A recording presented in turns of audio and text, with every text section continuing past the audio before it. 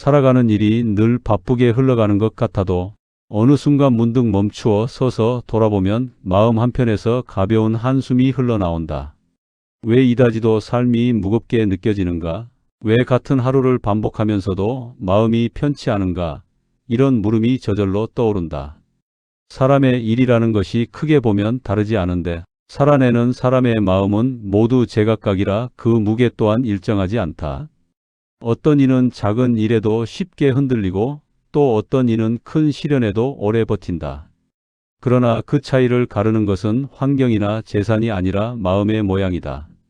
나는 옛날에도 이와 같은 물음을 수없이 들었다.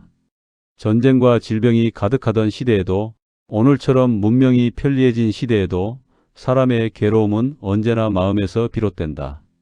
세상살이가 복잡해진 것 같아도 본질은 달라지지 않았다. 남편과 아내가 다투고 부모와 자식이 오해하고 가까웠던 이웃과 마음이 멀어지는 일은 시대를 초월한다. 사람은 관계 속에서 살고 관계 속에서 상처받으며 관계로 인해 다시 웃는다. 삶의 빛도 어둠도 모두 인간관계라는 틀 속에서 드러난다. 그러나 많은 이가 이 점을 잘 알지 못한다. 겉으로 보이는 상황만을 고치려 하고 상대의 말과 행동만을 문제 삼는다. 그러다 보니 괴로움은 줄어들지 않고 마음속 불편함은 계속 남는다. 문제의 뿌리는 바깥에 있지 않다. 문제를 일으키는 마음의 작용을 보지 못하기 때문에 같은 고통이 반복된다. 마음을 제대로 보지 못하고 마음이 끌려가는 대로 하루를 보내기 때문이다. 내가 길을 떠나던 어느 날에도 이와 비슷한 사람을 만난 적이 있다. 자신의 인생이 왜 이토록 힘든지 알 수 없다며 하소연하던 이였다. 말을 들어보니 특별한 불행이 있는 것도 아니고 누가 큰 잘못을 한 것도 아니었다. 그저 자신의 기대와 현실이 어긋날 때마다 마음이 불편해지고 상대의 작은 말투에도 상처를 받고 지나간 일에 계속 마음이 붙잡혀 괴로워할 뿐이었다. 그는 문제를 세상에서 찾았지만 그 문제를 키우는 힘은 자기 마음에서 비롯되고 있었다. 사람은 마음이 복잡해질수록 세상을 탓하기 쉽다. 그러나 마음이 단정해지면 같은 세상이라도 전혀 다르게 보인다. 밥을 짓는 부엌에서도 고요가 드러나고 썰렁한 저녁거리에서도 따뜻한 기운을 느낄 수 있다. 마음이 흐려지면 그저 하루가 힘의 겨울뿐이지만 마음이 바로 서면 같은 하루가 수행의 장이 된다. 깨달음이란 삶을 떠난 특별한 순간이 아니라 삶 한복판에서 마음을 바로 보려는 태도에서 시작된다. 오늘 나는 이 법문을 통해 다시 한 가지를 분명히 말하고자 한다. 삶이 괴로운 것은 세상이 삿되기 때문이 아니라 마음이 세상을 삿되게 비추기 때문이다. 마음이 어지러우면 모든 것이 어지러워지고 마음이 고요해지면 모든 인연이 고요해진다. 인생의 문제는 곧 마음의 문제이고 마음을 바로 보면 삶의 길도 함께 바뀐다. 오늘의 이야기는 바로 이 지점을 비추려 한다. 마음을 알아차리면 삶은 자연히 달라진다. 사람이 겪는 괴로움의 근원을 살펴보면 그것은 대부분 거창한 사건에서 시작되지 않는다. 마음속에 일어나는 작은 불편함이 쌓이다가 어느 순간 스스로를 짓눌러 버리는 데서 비롯된다. 남이 건넨 말 한마디에 마음이 흔들리고 가족의 작은 표정 하나에도 괜스레 오해가 생기며 준비되지 않은 어떤 변화 앞에서 스스로를 다잡지 못한다. 사람은 언제나 큰 시련에 넘어지는 것이 아니라 작은 파도에 반복적으로 흔들리다가 결국 지쳐버리는 법이다. 내가 세상을 다니며 사람들을 만날 때마다 느끼는 점도 이것이다. 누구나 자기 나름의 역경을 겪고 있으나 그 역경의 본질은 대체로 비슷하다. 누군가는 남편의 무심함을 원망하고 누군가는 자식의 말 한마디에 마음을 다치고 또 누군가는 노년의 고독 속에서 자신이 쓸모없는 존재가 된 것 같은 착각에 빠진다. 이러한 감정은 모두 마음의 작용이며 그 작용을 제대로 알아보지 못할 때 괴로움이 깊어진다. 사람은 마음이 일으키는 파동을 잘 모른다. 마음이라고 하면 그저 생각이 오가고 감정이 일어나는 정도로만 여긴다. 그러나 마음의 작용은 그보다 훨씬 넓고 깊다. 마음은 한순간에 세상을 바꾸고 한순간에 관계를 뒤흔들며 한순간에 스스로의 생을 무겁게 만든다. 마음이 움직이면 세계도 함께 움직인다는 말을 나는 오래전부터 하였다. 그만큼 마음의 방향은 삶에 절대적인 영향을 준다. 흔히 사람들은 왜 나는 이렇게 자꾸 상처를 받을까? 왜 이 사람만 보면 마음이 답답해질까 하는 고민을 품는다. 그러나 그 답을 찾으려 할 때 대부분 밖에서만 그 원인을 찾는다. 상대가 변해야 문제가 해결된다고 생각하고 상황이 좋아져야 마음도 편해진다고 여긴다. 하지만 상대가 어떻게 하든 상관없이 마음이 먼저 반응한다면 문제는 밖에 있는 것이 아니라 안에 있다. 마음을 모르는 상태에서 삶을 바꾸려는 것은 흐린 유리창을 닦지 않고 밖의 풍경만 탓하는 것과 같다. 가령 어떤 사람이 있다. 자식이 연락을 자주 하지 않는다고 불만을 품는다. 한때는 자식의 바쁜 형편을 이해하려 했지만 시간이 지날수록 마음속 서운함이 커져갔다. 그러다 보니 자식의 말투 하나, 문자 하나도 섭섭함을 키우는 불씨가 된다. 이것은 자식의 문제가 아니다. 마음속에 일어난 서운함이라는 씨앗을 스스로 가꾸어 키웠기 때문에 일어난 일이다. 마음이 한번 기울면 작은 일에도 감정이 기울어지고 그 기울어진 마음은 결국 관계까지 무너뜨린다. 또 어떤 이는 자신의 노년을 불안해한다. 나이가 들수록 친구는 줄고 몸은 약해지고 어떤 날은 존재의 의미까지 흔들리는 것 같아 괴롭다. 하지만 이 또한 마음의 작용이다. 삶은 누구에게나 흘러가고 몸은 누구에게나 약해지고 관계는 누구에게나 변한다. 그런데 마음이 그 변화를 받아들이지 못하기 때문에 불안이 생긴다. 마음은 현실이 아니라 현실에 대한 해석에 흔들리는 법이다. 불안하다고 해서 노년이 더 위험해지는 것이 아니라 불안한 마음 때문에 삶이 더 좁아지는 것이다. 사람은 늘 무언가를 붙잡으려 한다. 젊은 날의 활력, 가족의 기대, 타인의 인정, 경제적 안정 같은 것들이다. 그러나 붙잡아야 할 것은 현실이 아니라 마음이다. 마음을 붙잡지 못하면 무엇을 가져도 불안하고 무엇을 잃어도 두렵고 무엇을 이뤄도 공허하다. 번뇌란 결핍에서 생기는 것이 아니라 집착에서 생긴다. 무엇인가를 반드시 가져야 한다는 생각, 반드시 이렇게 되어야 한다는 고정된 마음이 번뇌라는 불씨를 만든다. 내가 일심을 말하는 이유도 여기에 있다. 마음이 둘로 나뉘면 번뇌가 생기고 마음이 하나로 모이면 번뇌는 사라진다. 좋은 마음과 나쁜 마음이 따로 있는 것이 아니다. 마음이 흩어져 있으니 괴롭고 마음이 모이면 고요해지는 것이다. 마음을 모은다는 것은 특별한 수행을 말하는 것이 아니다. 욕심이 치밀 때 욕심을 알고 두려움이 일어날 때 두려움을 보고 분노가 일어날 때 분노의 뿌리를 살피는 것만으로도 마음은 차츰 하나로 모인다. 나는 오늘 이 지점을 분명히 하고자 한다. 사람의 괴로움은 외부에서 오지 않는다. 마음이 자기 자신을 오해할 때 괴로움이 생긴다. 마음이 자기 내면의 작용을 보지 못할 때 번뇌가 자란다. 그러니 오늘의 첫 번째 진단은 이것이다. 삶이 괴로운 것이 아니라 괴로워하는 마음이 괴로움을 만든다. 삶이 복잡한 것이 아니라 복잡하게 해석하는 마음이 문제를 키운다. 마음을 제대로 보면 같은 삶도 전혀 다르게 보인다. 바로 이 자리에서 번뇌의 끈을 놓을 수 있다. 마음이 어떻게 움직이는지를 알게 되면 사람의 고통이 왜 반복되는지도 자연히 보이게 된다. 마음은 세상을 비추는 거울과 같아서 거울이 흔들리면 온 세상도 흔들려 보이고 거울이 흐리면 세상이 흐린 줄 착각하게 된다.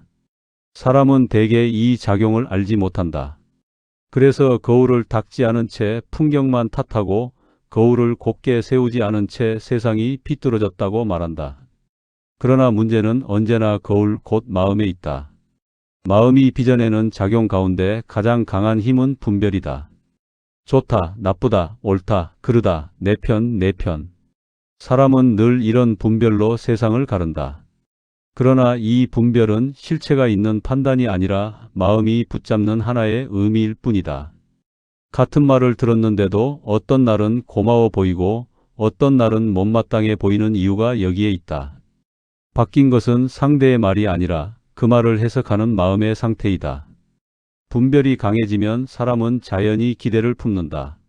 내가 이렇게 했으니 상대도 이렇게 해야 한다. 내가 충분히 참았으니 이제는 상대가 이해해 주어야 한다. 내가 나름대로 노력했으니 결과가 반드시 따라야 한다.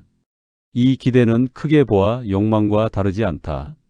그리고 이 기대가 충족되지 않을 때 마음은 곧바로 실망으로 기울고 실망은 곧 분노나 좌절로 이어진다. 사람의 고통은 기대가 끊어지는 자리에서 크게 흔들린다. 누군가는 말한다. 나는 큰 기대도 없고 욕심도 없는 사람이다. 그러나 마음을 자세히 보면 그렇지 않다. 사람은 늘 스스로도 알아차리지 못하는 작은 기대들을 품고 산다. 아침에 보낸 메시지에 곧 답이 오기를 바라거나, 자식이 먼저 연락해 주기를 바라거나, 내가 해준 정성이 상대에게 그대로 돌아오기를 바란다. 이 미세한 기대가 충족되지 않을 때 마음이 흔들리고 그 흔들림이 반복될 때 사람은 지친다. 마음의 또 다른 작용은 두려움이다. 두려움은 형태가 없지만 사람을 가장 확대해서 괴롭히는 힘이다. 아직 일어나지 않은 일을 걱정하고 오지 않은 미래를 미리 불안해하고 이미 지나간 과거를 붙잡아 후회한다. 이런 마음의 작용을 제대로 알아보지 못하면 사람은 늘 미래와 과거 사이에서 끌려다니며 현재를 잃어버린다. 가령 누군가는 노년이 다가오는 것이 두렵다. 몸이 약해질까 두렵고 외로움이 깊어질까 두렵고 내가 더 이상 누군가에게 필요한 존재가 아닐까 두렵다. 그러나 두려움은 미래의 문제가 아니다. 지금 이 순간 마음속에서 상상한 그림이 두려움을 만든 것이다. 미래는 아직 오지 않았고 과거는 이미 흘러갔다. 그런데 마음은 미래와 과거의 그림자를 붙잡고 스스로를 묶는다. 또 누군가는 관계의 단절을 두려워한다. 남편이 무심해질까 두렵고 자식이 멀어질까 두렵고 오래된 인연이 끊어질까 두렵다. 그러나 그 두려움도 결국 마음이 만든 허상이다. 관계란 붙잡는다고 이어지는 것이 아니라 내 마음이 고요할 때 자연히 머물고 내 마음이 흔들릴 때 자연히 떠나는 법이다.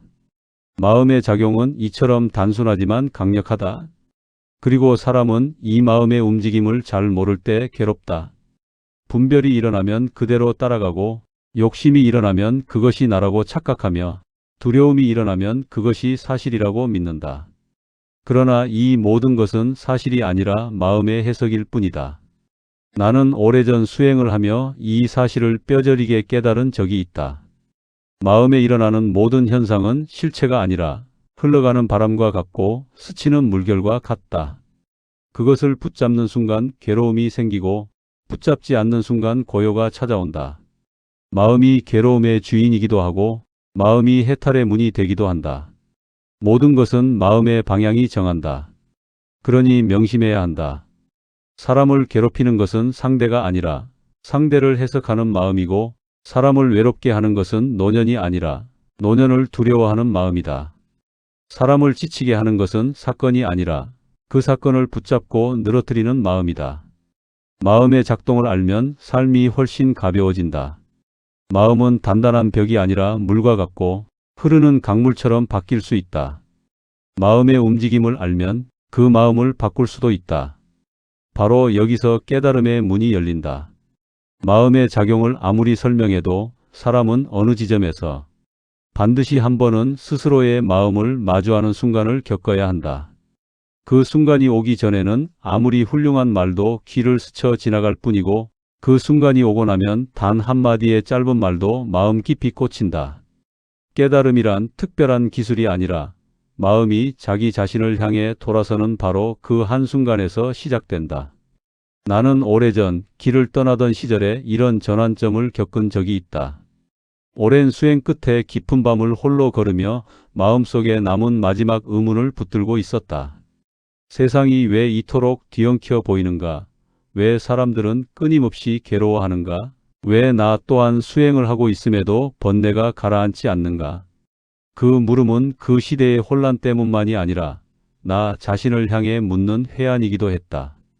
그 길을 걷다가 나는 작은 흙더미 곁에서 쉼을 얻고자 잠시 앉았다. 온종일 걸어 지친 몸을 눕히고 들려오는 바람 소리를 들으며 눈을 감았다. 그때 입술이 마르고 목이 텁텁하여 주변을 더듬었는데 손가락 끝에 차가운 그릇 같은 것이 닿았다. 아무 생각 없이 그 물을 떠서 입에 가져갔다. 밤의 고요 속에서 들이킨 물은 놀랍도록 시원하고 맑았다. 몸 전체가 풀리는 듯 했고 마음까지도 한순간 고요해졌다. 그러나 새벽이 밝을 무렵 나는 손에 들려있는 그릇의 정체를 알게 되었다. 그것은 그릇이 아니라 오래전 누군가의 두개골이었다. 밤에는 시원한 물이라 여겼으나 밝은 빛 아래에서 보니 그것은 해골에 고인 우물물이었던 셈이다. 그 순간 나는 큰 충격을 받았다. 그러나 그 충격은 놀람이 아니라 이 모든 것이 마음의 분별일 뿐이었다는 깨달음의 충격이었다. 어둠 속에서 물이라 여겼을 때는 맑은 물이었고 밝은 빛에서 해골이라 여겼을 때는 더러운 물이었다. 바뀐 것은 물이 아니라 그 물을 바라보는 내 마음이었다. 나는 그 자리에서 마음 깊이 깨달았다. 세상이 더러운 것도 아니고 세상이 깨끗한 것도 아니다. 더러움도 깨끗함도 마음이 붙잡은 분별일 뿐이며 세상은 그저 그대로 있을 뿐이었다. 바뀌는 것은 늘 마음이었다. 그 깨달음의 순간은 마치 깊은 어둠 속에서 문 하나가 열리는 것과 같았다. 문이 열리니 그동안 무겁게 흩어져 있던 번뇌들이 한순간에 가벼워졌다. 그동안 붙잡고 있던 모든 기준과 판단이 힘을 잃고 세상을 바라보는 눈이 전혀 다르게 바뀌었다. 나는 그 순간을 잊지 않는다. 그것은 수행의 결과이기도 했지만 마음이 스스로를 비춘 바로 그 순간의 선물이었다. 그리고 이 깨달음은 오늘을 사는 그대에게도 다르지 않다.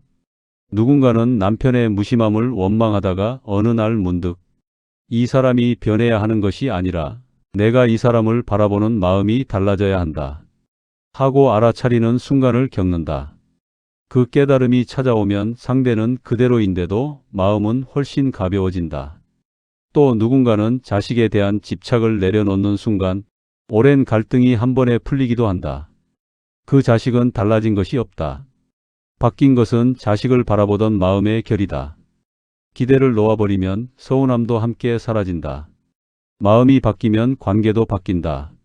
어떤 이는 노년의 외로움을 품고 있다가 어느 날 조용히 앉아 자신의 마음을 들여다보는 중에 나는 외로운 것이 아니라 외롭다고 해석했을 뿐이구나 하고 깨닫는다. 그 순간 외로움이 사라지는 것이 아니라 외로움을 바라보는 눈이 달라진다. 혼자 있어도 불안하지 않고 고요가 오히려 편안해진다. 깨달음은 늘 이렇게 온다. 큰 사건이나 특별한 순간이 아니라 일상의 아주 작은 틈에서 온다. 물 한 모금, 사람의 한마디, 지나가는 바람 한 줄기에서도 문득 마음이 멈추는 순간 깨달음의 문은 열린다. 그럼 무엇이 깨달음의 시작인가?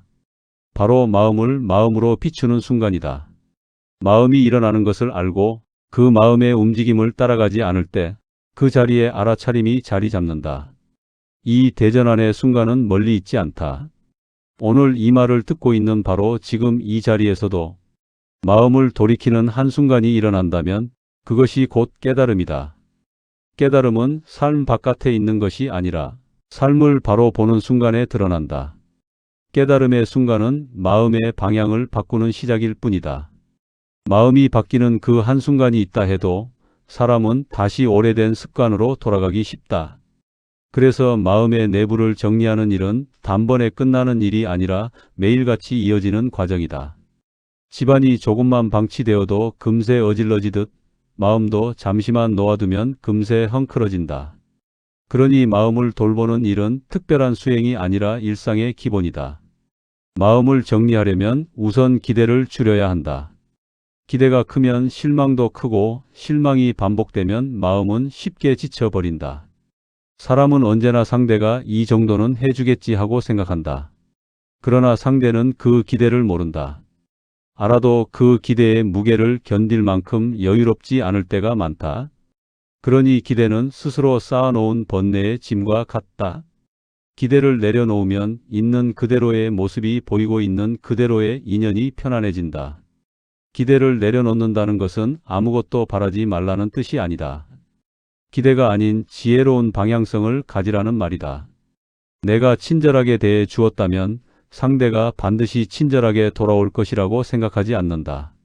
내가 최선을 다했다면 그 결과가 반드시 원하는 방향으로 흘러갈 것이라고 집착하지 않는다. 그저 내가 할 수 있는 만큼을 하고 나머지는 인연의 흐름에 맡긴다. 이렇게 마음을 가볍게 두면 실망할 일도 줄고 마음이 요동하는 일도 적어진다. 둘째는 마음을 고요하게 하는 작은 습관을 들이는 것이다. 마음은 늘 요란한 세상에 끌려다니기 때문에 한 번만이라도 고요를 내면 삶 전체가 편안해진다. 그러나 고요함이란 특별한 장소에서만 얻을 수 있는 것이 아니다. 밥을 짓는 부엌에서도, 설거지를 하는 순간에도, 길을 걷는 중에도 고요는 있다. 잠시 숨을 들이쉰 뒤 내쉬며 마음이 움직이는 것을 바라보는 것만으로도 고요가 찾아온다.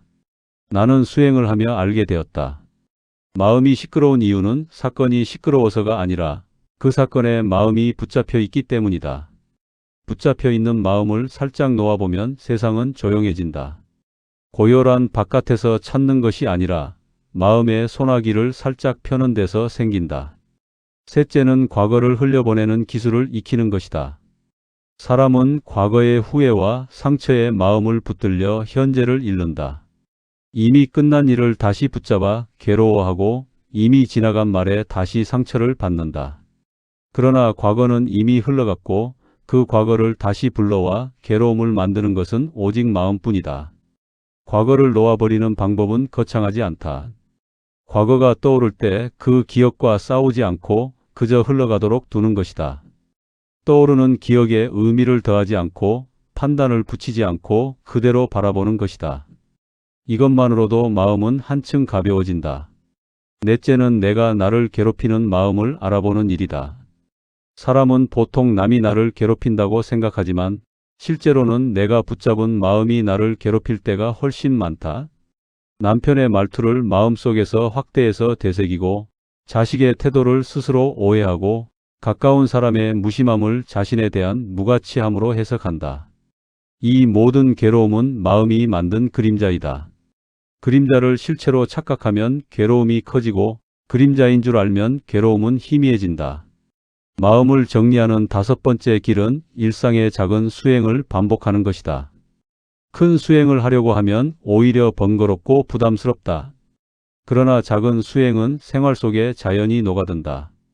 아침에 눈을 뜰 때 잠시 숨을 고르고 밥을 먹을 때 한 숟가락의 온기를 느끼고 걷는 동안 발바닥이 땅에 닿는 감각을 느끼고 누군가를 만날 때 마음속 기대를 내려놓고 있는 그대로 바라본다. 이 작은 수행이 반복되면 마음은 서서히 하나로 모이고 번뇌도 자연히 줄어든다. 마음 내부의 정도는 자책을 없애는 길이기도 하다. 사람은 스스로에게 너무 엄격하다. 조금만 실수해도 자신을 탓하고 조금만 부족해도 자신을 비난한다. 그러나 수행이란 자신을 벌주는 길이 아니라 자신을 이해하는 길이다. 마음을 있는 그대로 바라보면 그 마음을 사랑하게 된다. 사랑하게 되면 억지로 고칠 필요가 없어진다. 있는 그대로의 마음을 인정하는 순간 그 마음은 자연히 고요해진다. 또한 마음을 정리하는 일은 관계를 정리하는 일과도 연결된다. 내 마음이 복잡하면 관계도 복잡해지고 내 마음이 단정하면 관계도 단정해진다. 사람 사이에서 생기는 문제는 상대가 복잡해서가 아니라 그 상대를 바라보는 마음이 복잡하기 때문이다. 마음을 정리하면 남편도 편안하게 보이고 자식도 있는 그대로 보이고 인연의 흐름도 억지로 잡을 필요가 없어진다. 마지막으로 마음을 정리하려면 나와 남을 비교하는 마음을 놓아야 한다. 비교는 마음을 가장 혼란스럽게 만든다. 남이 가진 것을 보며 스스로를 낮추고 남이 못한 것을 보며 스스로를 높이며 이 두 마음이 번갈아 마음을 흔든다. 그러나 비교는 실체가 없다. 비교하는 마음을 놓아버리면 마음이 고요해지고 내 삶의 속도와 내 삶의 길이 분명해진다. 마음 내부의 정도는 특별한 사람이 하는 수행이 아니다. 누구나 할 수 있고 누구나 지금 이 자리에서 시작할 수 있다. 마음을 정리하는 것은 곧 삶을 정리하는 일이다. 마음이 단정해지면 인생도 단정해지고 마음이 고요해지면 인생의 풍경도 고요해진다. 오늘의 이 실천을 통해 마음이 조금 더 투명해지길 바란다. 마음 내부의 정리가 어느 정도 이루어지면 그 다음은 현실의 삶 속에서 이를 어떻게 적용할 것인가가 중요해진다. 마음이 아무리 고요해도 삶의 자리는 언제나 사람들과 함께 있고 사람들 속에서 다시 마음이 흔들리기 때문이다. 그러니 마음 공부는 고요한 방에서만 이루어지는 수행이 아니라 가족 사이에서, 부부 관계 속에서, 자식과의 인연 속에서, 그리고 노년의 고독과 현실을 바라보는 과정 속에서 완성된다. 사람이 살아가는 동안 가장 많은 번뇌가 일어나는 자리는 관계이다. 관계는 사람을 따뜻하게 만들기도 하고 깊은 상처를 남기기도 한다. 그러나 관계의 문제는 상대를 고치지 못해서 생기는 것이 아니라 상대에게 기대를 걸어놓은 마음에서 생긴다. 기대가 사라지면 상처도 줄고 상처가 줄어들면 관계는 자연히 편안해진다. 먼저 부부 관계를 살펴보아야 한다. 부부란 평생을 함께하지만 마음은 언제나 다르게 움직이는 두 존재이다. 남편은 남편대로의 삶의 무게가 있고 아내는 아내대로의 사정이 있다. 그러나 사람들은 이 차이를 이해하지 못하고 내가 원하는 방식으로 상대가 움직여주기를 바란다. 그 바람이 충족되지 않을 때 서운함이 생기고 서운함이 반복될 때 분노가 싹트며 분노가 쌓일 때 관계는 멀어진다. 그러나 관계란 억지로 붙잡는다고 유지되는 것이 아니다. 부부 사이에서도 집착을 내려놓으면 마음이 가벼워지고 가벼워진 마음이 관계를 다시 부드럽게 만든다. 상대를 바꾸려 하기보다 이 사람이 지금의 인연으로 이 자리에 머물고 있다 하고 바라보면 마음이 한결 너그러워진다. 관계를 편안하게 하려면 한 가지를 명심해야 한다. 말로 상대를 바꾸려 하지 말고 내 마음을 먼저 다스려서 상대를 바라보는 눈을 바꾸어야 한다. 그 눈이 부드러워지면 부부관계의 갈등도 자연히 잦아든다. 다음으로 많은 이가 괴로워하는 것은 부모와 자식 관계이다. 자식은 부모의 눈에서 얼른 벗어나려 하고 부모는 자식이 아무리 커도 여전히 어리고 미숙해 보인다. 이 괴리는 사람마다 있지만 특히 노년이 되면 더 크게 느껴진다. 부모는 자식의 안부가 궁금하고 자식은 부모의 기대가 부담스럽다. 그 틈에서 서로의 서운함이 자라난다. 그러나 자식은 독립된 생명이다. 자식은 부모가 원하는 방향으로 움직이지 않고 자신이 가고 싶은 방향으로 움직인다. 그것이 자연의 이치이다. 자식에게 너무 많은 기대를 걸면 기대가 충족되지 않을 때 부모는 상처를 받고 자식은 부담을 느낀다. 부모가 자식을 위해 할 수 있는 일은 단 하나이다. 자식을 내 뜻대로 되어야 할 존재가 아니라 자신의 삶을 살아가는 하나의 인연으로 보는 것이다. 그 시각이 자리 잡으면 자식이 연락을 덜 해도 덜 서운하고 자식이 나아가는 방향이 달라도 덜 걱정되고 자식의 행복을 바라보는 마음이 한결 자유로워진다. 이렇게 관계의 집착이 풀리기 시작하면 사람은 자연히 노년의 고독을 다른 눈으로 바라보게 된다. 노년은 혼자 있는 시간이 많아지고 사회적 역할도 줄어들며 과거의 기억이 현재보다 더 가까워 보일 때가 많다. 그래서 어떤 이들은 나는 이제 쓸모없는 존재가 된 것 같다 하고 속으로 무겁게 여긴다. 그러나 노년은 쓸모를 잃는 시간이 아니다. 노년은 해야 할 일에서 벗어나 볼 수 있는 눈을 갖는 시기이다. 젊은 날에는 바쁘게 흘러가는 일들 때문에 자신의 마음을 제대로 바라볼 여유가 없었다. 그러나 노년이 되면 마음을 바라볼 수 있는 넉넉함이 생긴다. 마음을 바라보면 외로움은 고요로 변하고 조용한 시간은 수행의 자리로 변한다. 노년의 외로움은 혼자 있기 때문이 아니라 혼자 있는 시간을 두려워하기 때문에 생긴다. 그러나 그 시간을 두려워하지 않고 내 마음을 살피는 시간으로 삼으면 노년은 고독한 시기가 아니라 깊어지는 시기가 된다. 또한 사람들은 노년이 되면 재산 상속 병약한 미래 불안에 흔들리기 쉽다. 그러나 이러한 문제들도 마음의 태도를 바꾸면 훨씬 가벼워진다. 재산을 지키려는 마음이 너무 강하면 가족 사이에 의심이 생기고 병약함을 두려워하면 몸보다 마음이 먼저 약해진다. 그러니 노년을 살아가는 길에는 놓을 것과 지킬 것을 구분하는 지혜가 필요하다. 지킬 것은 몸을 돌보는 습관과 마음의 평온이고 놓을 것은 불필요한 걱정과 지나친 계산이다.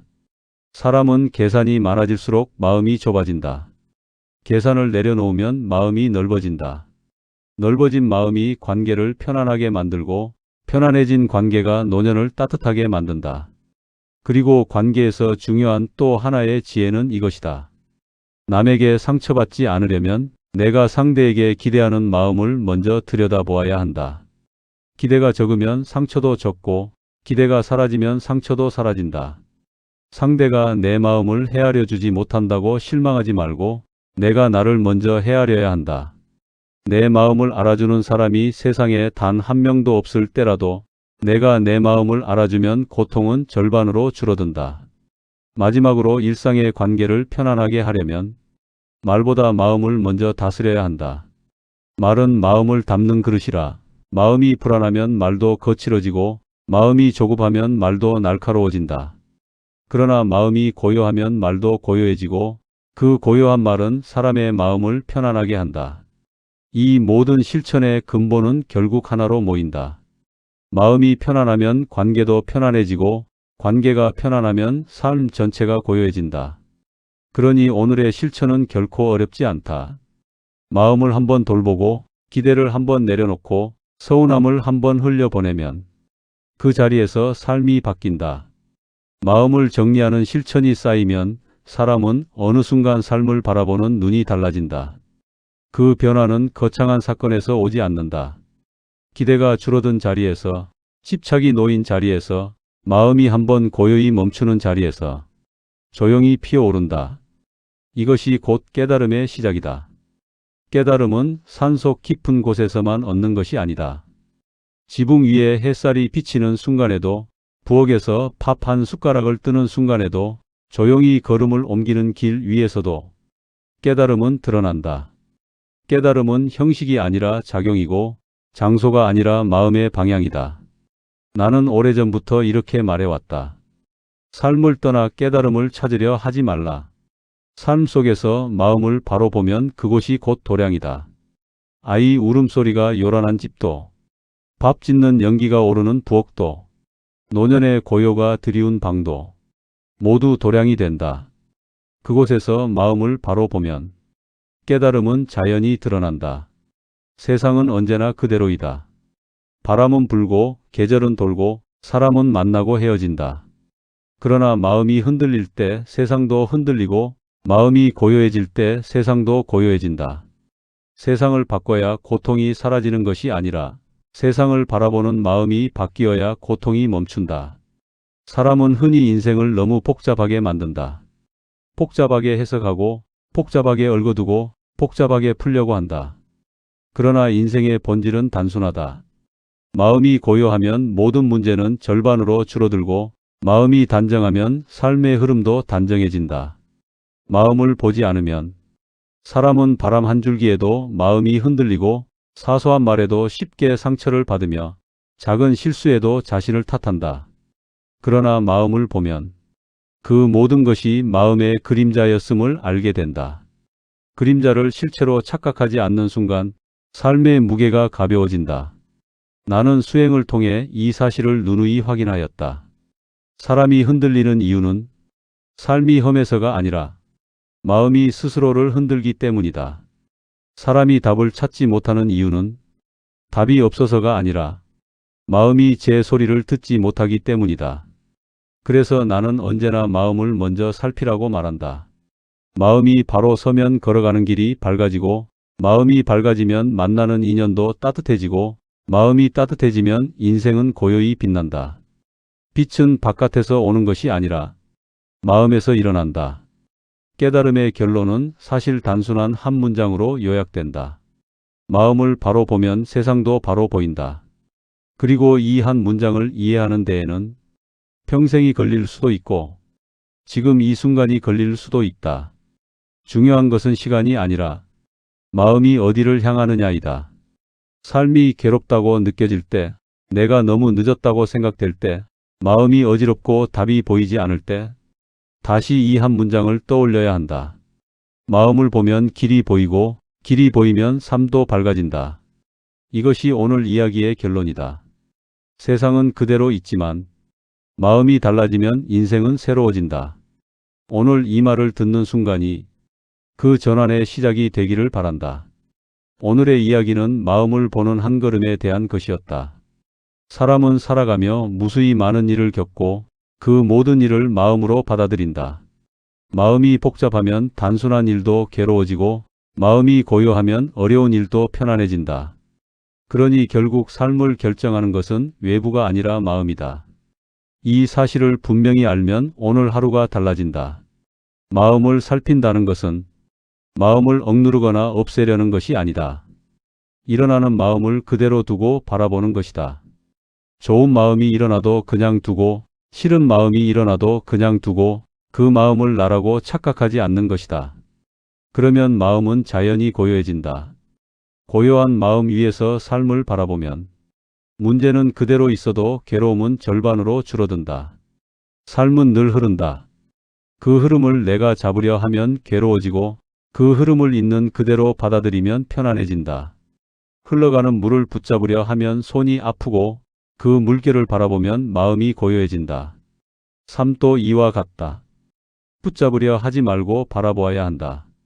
바라보는 마음에 지혜가 머물고 붙잡는 마음에 번뇌가 머문다. 오늘의 말씀이 마음에 닿았다면 그것은 깨달음이 시작되는 작은 문이 열린 것이다. 깨달음이란 멀리 있지 않고 이 작은 문을 통해 하루에도 여러 번 드러난다. 숨을 들이쉬는 순간에도, 밥을 짓는 순간에도, 잠시 멍하니 창밖을 바라보는 순간에도 마음이 멈추면 고요가 드러난다. 그 고요가 깨달음의 씨앗이다. 삶을 너무 급하게 넘기지 않아도 된다. 오늘의 하루를 콕 집어 붙잡을 필요도 없다. 다만 순간순간 마음을 살피며 걸어가면 된다. 그렇게 살다 보면 어느 날 문득 마음이 한결 가벼워져 있음을 느낄 것이다. 사람이 변한 것이 아니라, 삶이 쉬워진 것이 아니라 마음이 고요해졌기 때문이다. 오늘의 법문이 마음을 바로 보는 작은 등불이 되기를 바란다. 등불 하나가 방 안의 모든 어둠을 밝히듯 마음의 작은 깨달음 하나가 삶 전체를 비춘다. 그 빛은 나이가 들어도 사라지지 않고 몸이 약해져도 흔들리지 않는다. 마음에서 일어난 빛이기 때문이다. 오늘 밤 잠자리에 들 때 잠시 숨을 고르고 오늘 하루 마음이 움직였던 순간을 떠올려 보아야 한다. 서운했던 말도, 기뻤던 순간도, 쓸쓸했던 기운도 그저 스쳐간 마음의 바람일 뿐이다. 그 바람을 붙잡지 말고 그 바람을 미워하지도 말아야 한다. 그저 바람이었음을 알면 마음은 곧 고요해진다. 내일도 또 다른 바람이 불고 또 다른 인연이 찾아온다. 그러나 마음을 바로 세우면 어떤 바람이 불어도 흔들리지 않는다. 흔들리지 않는 것이 수행이 아니라 흔들릴 때마다 다시 마음을 보는 것이 수행이다. 그 수행이 이어지면 삶은 자연히 평온해진다. 오늘의 이 자리가 그 수행의 시작이 되기를 바란다. 고요한 마음으로 남은 하루를 살아가게 되기를 바란다. 마음을 보아야 한다. 마음이 밝아지면 삶도 함께 밝아진다. 다음 시간에도 일상의 한가운데서 피어나는 지혜의 이야기를 나누고자 합니다. 오늘도 평안하기를 바랍니다. 시청에 감사드리며 구독과 좋아요는 앞으로의 여정에 큰 힘이 됩니다. 감사합니다.